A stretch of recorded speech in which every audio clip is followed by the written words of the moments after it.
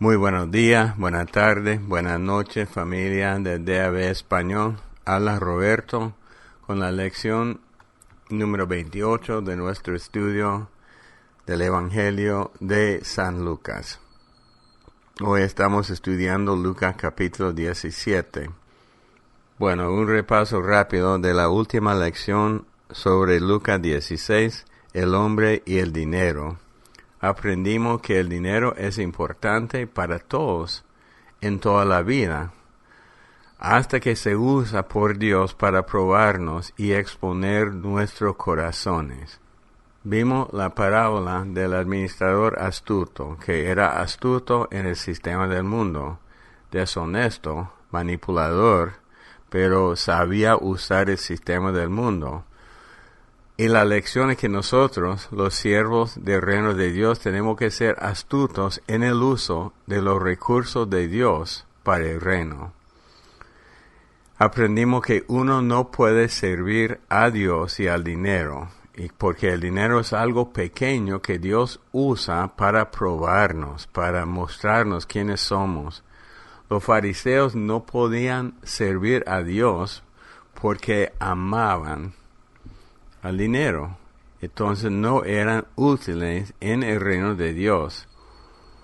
También estudiamos la parábola de dos hombres, el rico y Lázaro, los dos llegando a su destino determinado. Aprendimos que no hay pasada del lugar de los santos hasta el lugar del tormento, y tampoco existe la posibilidad que solo los milagros van a cambiar el corazón duro. No se puede. Entonces hoy entramos en Lucas 17. El tema de los primeros 10 versículos es la fe y el perdón. Recuerden que Jesús siempre está explicando los principios del reino, cómo piensa Dios y cómo actúan las personas en el servicio de Dios. Entonces vamos a leer los primeros 4 versículos. Cierto día Jesús dijo a sus discípulos: siempre habrá tentaciones para pecar, pero ¿qué aflicción le espera a la persona que provoca la tentación?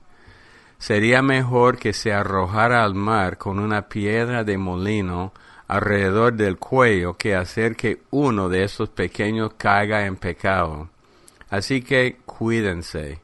Si un creyente peca, repréndelo. Luego, si hay arrepentimiento, perdónalo. Aun si la persona te agravia 7 veces al día y cada vez regresa y te pide perdón, debes perdonarla. Entonces, Jesús dice que siempre habrá tentaciones. Sin embargo, hay un juicio para la fuente de las tentaciones. Habla de la necesidad de reprender al pecador, pero a la misma vez perdonarlo, así como Dios nos trata a nosotros. Nos regaña, nos castiga, pero siempre nos perdona. Cuando Jesús dice que hay que perdonar siempre, los discípulos, eso es lo que me llama la atención. Los discípulos reconocen su falta de fe y el tema se cambia la fe, porque perdonar a una persona tantas veces no es natural para el ser humano.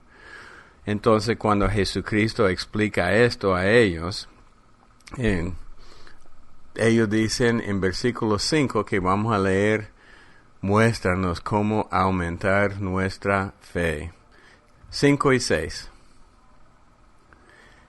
Los apóstoles le dijeron al Señor: muéstranos cómo aumentar nuestra fe. Y el Señor respondió: si tuvieran fe, aunque fuera tan pequeña como una semilla de mostaza, podrían decirle a este árbol de moras: desarráigate y plántate en el mar, y les obedecería. Entonces, como ya acabo de mencionar, pero para mí es muy importante, el perdón en el reino de Dios, la habilidad de poder perdonar a otros, depende de la fe que tenemos en Dios. La verdad es que solo se requiere poca fe, pero es la fe divina y no la humana. Yo oigo a veces a la gente decir, hay que tener fe, hay que tener fe, hay que seguir adelante, hay que tener fe. Están hablando de la fe humana y esa fe tiene sus límites, pero para perdonar requiere la fe divina, un poquito de la fe divina, pero la fe que viene de Dios. Para nosotros la fe divina se ve muy complicada, porque tratamos de verla en términos humanos como si fuera algo que podríamos lograr. Pero la fe divina no es complicada. Jesús da el ejemplo de la semilla de mostaza, enfatizando que aún con la fe de la naturaleza lograríamos mucho.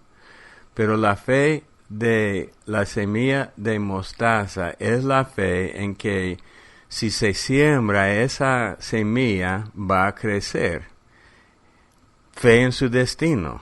La semilla crece, pero no se ve como es el producto final. Entonces, cuando creemos con un acto sencillo de la fe, tal vez no veamos el producto final, pero creemos y podemos lograr la fe divina hasta poder perdonar mucho. Hebreo 11, un versículo reconocido cuando se trata de la fe. Versículo 1 y 2. La fe demuestra la realidad de lo que esperamos. Es la evidencia de la cosa que no podemos ver. Por su fe la gente de antaño gozó de una buena reputación. Entonces la fe es algo que, y estos versículos se usan para definir la fe, es una realidad de lo que esperamos, es evidencia. Entonces la fe de la semilla de mostaza hay evidencia. ¿Qué evidencia? Porque si yo veo una semilla, yo no veo el producto final, pero entiendo que va a producir el producto final. Yo me acuerdo una vez que un pastor trajo un paquete de semillas de, no sé, de tomate o algo, y nos enseñó la foto en el paquete de un tomate y después la semilla, y no se parecen en nada. Es la fe de la naturaleza y nosotros tenemos que tener la fe en Dios, poquito de la fe y vamos bien. Otro versículo, Filipenses 4:11. Dice Pablo, no es que haya pasado necesidad alguna vez porque he aprendido a estar contento con lo que tengo. Como buen siervo, estoy contento con lo que Dios me da, pero sigo adelante. Porque Pablo después en el versículo 12 dice, sé vivir con casi nada o con todo lo necesario. He aprendido el secreto de vivir en cualquier situación, sea con el estómago lleno o vacío, con mucho o con poco, pues todo lo puedo hacer por medio de Cristo, quien me da las fuerzas. Este versículo 13 se usa mucho para decir que puedo lograr lo que quiero, pero tiene que ver con estar contento y tener fe en Dios. Bueno, regresando a Lucas, capítulo 17, del versículo 11 al 17, los leprosos. Mientras Jesús seguía camino a Jerusalén, llegó a la frontera entre Galilea y Samaria. Al entrar en una aldea, 10 hombres con lepra se quedaron a la distancia gritando, Jesús, Maestro, ten compasión de nosotros. Jesús lo miró y dijo, vayan y preséntense a los sacerdotes. Y mientras ellos iban, quedaron limpios de la lepra. Uno de ellos, cuando vio que estaba sano, volvió a Jesús y exclamó, alaben a Dios. Y cayó al suelo, a los pies de Jesús, y le agradeció por lo que había hecho. Ese hombre era samaritano. Jesús preguntó, ¿no sané a 10 hombres? ¿Dónde están los otros 9? ninguno volvió para darle gloria a Dios excepto este extranjero. Y Jesús le dijo al hombre, levántate y sigue tu camino, tu fe te ha sanado. Los leprosos gritan a Jesús buscando la misericordia. Él no impone las manos, no les habla de la fe en Dios, no les dice hay que creer, solo les dicen que se presenten a los sacerdotes. Entonces ellos, obedeciendo, en el camino ellos sanan. Esto me recuerda de la historia de Naamán, cuando el profeta le dijo que bajar en el río Jordán 7 veces, se enojó, no quería obedecer y al final obedeció y sanó. Esos leprosos toman la decisión de hacerle caso a Jesús y en el camino, obedeciendo a Jesús, reciben su sanidad. Pero solo uno, el menospreciado samaritano, regresó a expresar la gratitud. El samaritano no tenía el fondo judío.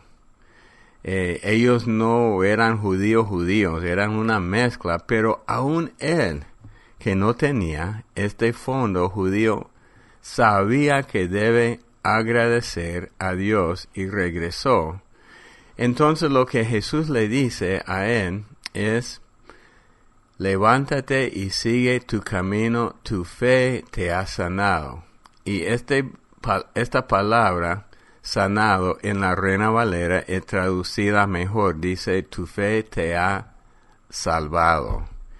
Entonces, no solamente sano, sino salvo, porque como dije, esa palabra implica más de una sanidad, implica ser entero. Entonces, los otros recibieron su sanidad, pero siguieron sus vidas normales, como la persona que recibe una bendición, pero después no cambia, no busca a Dios, no agradece a Dios. Fue el caso de este hombre que regresó. Ok, vamos a entrar en unas partes más difíciles porque tienen que ver con los últimos tiempos. Versículo 20 al 37 habla de la manifestación total del reino. Se puede comparar con Mateo 24 y más adelante con Lucas, pero hay unas diferencias. Entonces, antes de hablar de los últimos tiempos, de lo que se llama escatología, Jesús les da otra palabra, versículo 20 y 21. Un día los fariseos le preguntaron a Jesús, ¿cuándo vendrá el reino de Dios? Jesús contestó, no pueden descubrir el reino de Dios por medio de señales visibles, nunca podrán decir aquí está o está por allí, porque el reino de Dios ya está entre ustedes. Entonces, Él está diciendo que el reino existe ya dentro de la persona, dentro del creyente. Entonces, antes de entrar en lo que llamo yo la manifestación total del reino de Dios, Jesús aclara que ya está el reino de Dios. Jesús ya vino, Jesús proclamó el reino y ya está el reino de Dios. Pero la pregunta sigue, de 22 al 35, ¿cómo será la llegada del Mesías? Para ellos sería la primera llegada, pero para nosotros es la segunda llegada de Jesucristo. 22 y 23. Entonces dijo a sus discípulos, se acerca el tiempo en que desearán ver el día que el Hijo del Hombre regrese, pero no lo verán. Algunos le dirán, miren, ahí está el Hijo del Hombre, o aquí está, pero no lo sigan. Pues así como el relámpago destella e ilumina el cielo de un extremo a otro, así será el día cuando venga el Hijo del Hombre. Pero primero el Hijo del Hombre tiene que sufrir terriblemente y ser rechazado por esta generación. Entonces dice que habrá engaño, habrá información falsa antes del regreso de Jesucristo. Y la segunda venida será rápido o pronto, que significa que cuando ya comienza va a suceder rápido e inesperada. Pero primero se tiene que cumplir su primera misión. Yo sé cuando se trata de la escatología, hay muchas opiniones. Muchos creen en el rapto, que dice que va a haber 2 venidas de Jesucristo. Otros dicen que solo una venida. Y la verdad es que las escrituras apoyan los 2 puntos de vista. Entonces tenemos que seguir buscando siempre la verdad. Entonces, ¿cómo serán los días antes de la segunda venida de Jesucristo? Versículo 26 hasta el 30. Cuando el Hijo del Hombre regrese, entonces Jesús está explicando que no es su primera venida. Recuerden que los judíos no creían que Él era el Mesías. Entonces para ellos la primera venida para tomar control del mundo. Pero Él explica que es la segunda venida porque dice, cuando el Hijo del Hombre regrese, será como en los días de Noé. En esos días la gente disfrutaba de banquetes, fiestas, casamientos, hasta el momento en que Noé entró en su barco y llegó el diluvio y los destruyó a todos. El mundo será como en los días de Lot, cuando las personas se ocupaban de sus quehaceres diarios, comían y bebían, compraban y vendían, cultivaban y edificaban hasta la mañana en que Lot salió de Sodoma. Entonces llovió del cielo fuego y azufre ardiente y destruyó a todos. Sí, será todo como siempre hasta el día en que se manifieste el Hijo del Hombre. Entonces, como en los días de Noé, la vida normal. Nadie estaba esperando nada y de pronto llegó el diluvio. Aunque Noé les había predicado por muchos años, todo el mundo se burlaba de él, diciendo que está haciendo este loco, nadie le prestó atención, vivían su vida normal hasta que llegó el juicio, el diluvio. También dice como los días de Lot, todo con sus vidas normales, hasta que Lot salió de la ciudad y el juicio vino de repente.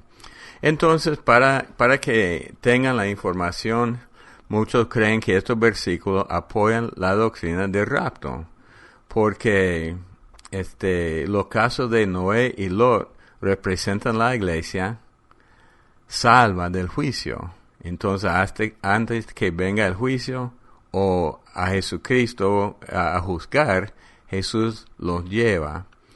Y también Jesús puede venir en cualquier momento inesperadamente, porque dice cuando todo va normal, viene Jesucristo. En el caso de la segunda venida en Apocalipsis, especialmente capítulo 19, uno puede calcular la venida de Jesucristo para establecer el milenio, porque desde la profanación del templo por el anticristo, exactamente pasan 3 años y medio. Y según estos versículos que acabamos de leer en Lucas, esta venida será algo inesperado. Y por eso, muchos creen que estos versículos tienen que hablar de rapto, por esa razón, y es una buena razón. Yo tiendo a creer en esto, pero siempre tengo mis dudas porque nosotros en la iglesia no siempre interpretamos bien lo que dice la Biblia y los resultados finales. Entonces yo tiendo a creer esto, pero con un poco de cuidado. ¿Y qué es el consejo de Jesucristo? Versículo 32 y 33. Recuerdan lo que le pasó a la esposa de Lot. Si se aferran a su vida, la perderán, pero si dejan de aferrarse a su vida, la salvarán. Entonces, ¿qué pasó con la esposa de Lot? Él no quería dejar su vida. El consejo de Jesús es no aferrarse a la vida como ella. No es que ella solamente dio media vuelta para ver el fuego y el azufre, porque yo creo que todos ellos veían esto. Pero ella estaba mirando atrás con ansia, pensando que estoy perdiendo mi vida, ya se va mi vida. Entonces el consejo es ser bien dedicado. 34 al 37. Esa noche, 2 personas estarán durmiendo en una misma cama. Una será llevada y la otra dejada. 2 mujeres estarán moliendo harina juntas en un molino. Una será llevada y la otra será dejada. Los discípulos le preguntaron, ¿dónde sucederá eso, Señor? Jesús le contestó, así como los buitres cuando se juntan indican que hay un cadáver cerca, de la misma manera esas señales revelan que el fin está cerca. Entonces es un evento mundial, porque una mujer está moliendo, es un trabajo en la mañana, y una persona, una llevada, una dejada, y una persona dormida implica en la noche. Entonces es un evento mundial. Bueno, los buitres es un ejemplo, no una señal.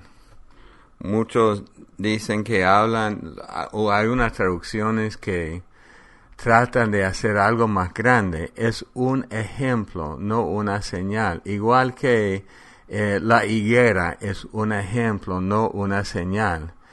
Así como un montón de buitres se juntan sobre un cadáver, así estas señales revelan que el fin está cerca.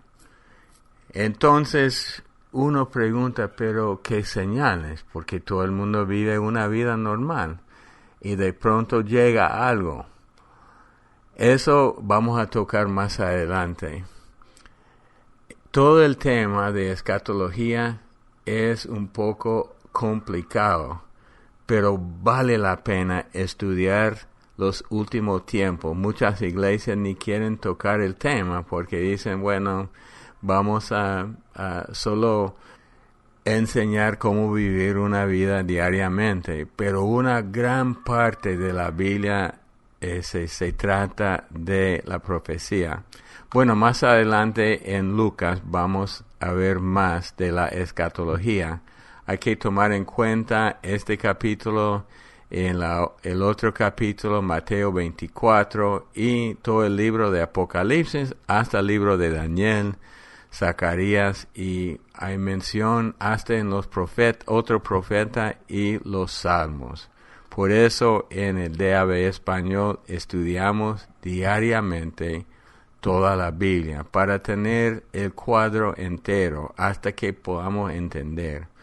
Oremos. Padre Dios, en este día te damos gracias por tu palabra. Una vez más queremos darte la gracia y buscar cómo agradarte con nuestras vidas. En el nombre de Cristo Jesús. Amén. Bueno, que Dios lo bendiga y hasta la próxima lección.